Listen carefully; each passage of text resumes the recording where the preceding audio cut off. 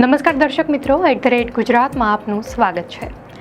રાજ્યમાં લગભગ સાર્વત્રિક વરસાદ થતાં ગુજરાતના બે મુખ્ય ચોમાસુ પાક કપાસ અને મગફળીનું વાવેતર લગભગ પૂર્ણ થવા આવ્યું છે અને રાજ્ય સરકારે કેટલાક વિસ્તારમાં ખેડૂતોએ વાવેતર કરી દીધું છે તેના આંકડા અઠવાડિક ધોરણે આપવાનું ચાલુ કર્યું છે।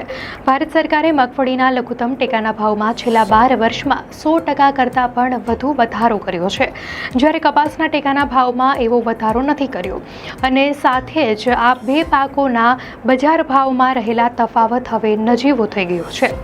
તો જાણીએ કે ગુજરાતમાં મગફળી અને કપાસનું વાવેતર ક્યાં પહોંચ્યું છે। મે 2025ના અહેવાલો અનુસાર રાષ્ટ્રીય મગફળી સંશોધન કેન્દ્રના ડાયરેક્ટર ડોક્ટર સંદીપ કુમાર બેરાએ 2025ના ચોમાસા દરમિયાન 70 થી 75 લાખ ટન મગફળીના બમ્પર ઉત્પાદનની શક્યતા વ્યક્ત કરી છે। આ ગયા વર્ષના 60% ટનના ઉત્પાદન કરતાં 13 થી 15 લાખ ટનનો વધારો દર્શાવે છે। આ ઉત્પાદન વધારાના અંદાજ સાથે મગફળીના વાવેતર વિસ્તારમાં પણ વધારો થવાની શક્યતા વ્યક્ત થઈ છે। ગુજરાત સરકારના ખેતી નિયામકની કચેરી દ્વારા 30 જૂને જાહેર કરેલા અઠવાડિક આંકડા અનુસાર રાજ્યમાં ખેડૂતોએ 33.91 લાખ હેક્ટરમાં ચોમાસુ પાકનું વાવેતર કરી દીધું છે। ગુજરાતમાં પાછલા કેટલાય દાયકાથી ચોમાસામાં સામાન્ય રીતે કપાસનું સૌથી વધારે વાવેતર થાય છે અને મગફળી બીજા નંબરે હોય છે। પાછલા 3 વર્ષ દરમિયાન ગુજરાતમાં સરેરાશ 17.50 લાખ હેક્ટરમાં મગફળીનું વાવેતર થયું હતું। તે જ રીતે કપાસનું વાવેતર 25.34 લાખ હેક્ટરમાં થયું હતું।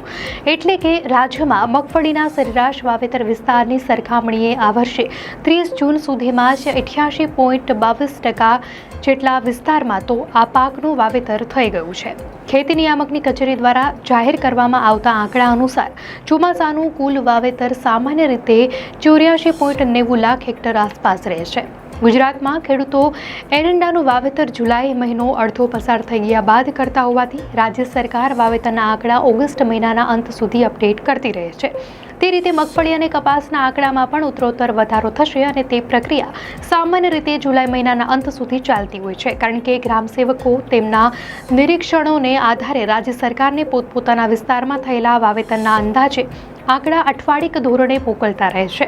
કપાસ કરતાં મગફળીનું વાવેતર કેમ વધી રહ્યું છે?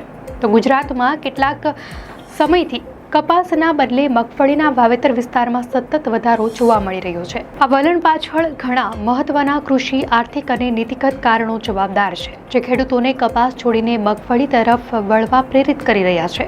મગફળીનું વાવેતર વધવાના કારણોમાં મગફળીના બજાર ભાવ અને કપાસની ઘટી રહેલા ઉત્પાદકતા મુખ્ય છે। કપાસમાં છેલ્લા કેટલાક વર્ષોથી પ્રશ્નો થઈ રહ્યા છે। બીટીજીનનો જુસ્સો ઘટતા કપાસની ઉત્પાદકતામાં પણ ઘટાડો આવ્યો છે। આ ઉપરાંત મજૂરોની પણ સમસ્યા છે અને કપાસની ખેતીમાં મજૂરોની જરૂર વધારે રહે છે। સામે પક્ષે મગફળીની ખેતીમાં મજૂરોની જરૂર તેટલી નથી રહેતી। વળી કપાસ લાંબા ગાળાનો પાક છે, જ્યારે મગફળી ટૂંકા ગાળાનો પાક હોવાથી ખેડૂતો મગફળીના પાક બાદ શિયાળામાં ઘઉં કે ચણાનો પાક લઈ શકે છે। હવે જાણીએ કે શા માટે ગુજરાતના ખેડૂતો મગફળી વધુ વાવે છે। 24 જૂને જૂનાગઢ ખાતે આવેલી ભારતીય મગફળી સંશોધન સંસ્થા દ્વારા મગફળી વિશે સંશોધન કરી રહેલા સંશોધકો અને મગફળીના બિયારણ ઉત્પાદકો વિક્રેતાઓની એક મિટિંગનું આયોજન થયું હતું। ઇન્ડસ્ટ્રી ઇન્ટરફેસ મીટ 2025 નામની મિટિંગને સંબોધિત કરતા જૂનાગઢ કૃષિ યુનિવર્સિટીના મુખ્ય તેલીબિયા સંશોધન કેન્દ્રના મદદનીશ સંશોધક વૈજ્ઞાનિક ડોક્ટર ND ઢોલરિયાએ કહ્યું હતું કે મગફળીનો વાવેતર વિસ્તાર ગુજરાત અને ભારતમાં આ વર્ષે વધશે। ગુજરાતમાં મગફળીના વાવેતર વિસ્તારનો રેકોર્ડ 21 લાખ હેક્ટર છે, પરંતુ આ વર્ષે તે રેકોર્ડ તૂટે તેવો અંદાજ છે અને મગફળીનો વાવેતર વિસ્તાર 22 લાખ હેક્ટર જેટલો થઈ શકે છે। તે જ રીતે ભારતમાં આ પાકનો વાવેતર વિસ્તાર વધીને 71 લાખ હેક્ટર થઈ જાય તેવો અંદાજ છે। 12 વર્ષમાં મગફળીનો ટેકાનો ભાવ 2 ગણાથી પણ વધારે વધ્યો છે। કપાસની નિકાસને તાજેતરના વર્ષોમાં ફટકો પડ્યો છે અને તેથી ખેડૂતોને કપાસના ભાવ વધારે નથી મળતા। તો બીજી તરફ સરકાર મોટા પાયે ટેકાના ભાવે મગફળીની ખરીદી કરતી હોવાથી ખેડૂતોને એક નિશ્ચિત માર્કેટ અને નિશ્ચિત ભાવ પણ મળી રહ્યા છે, જેના લીધે પણ ખેડૂતો મગફળી તરફ વળ્યા છે। દર્શક મિત્રો, આ ન્યૂઝ પર તમારું શું મંતવ્ય છે? અમને ચોક્કસથી કોમેન્ટમાં જણાવશો।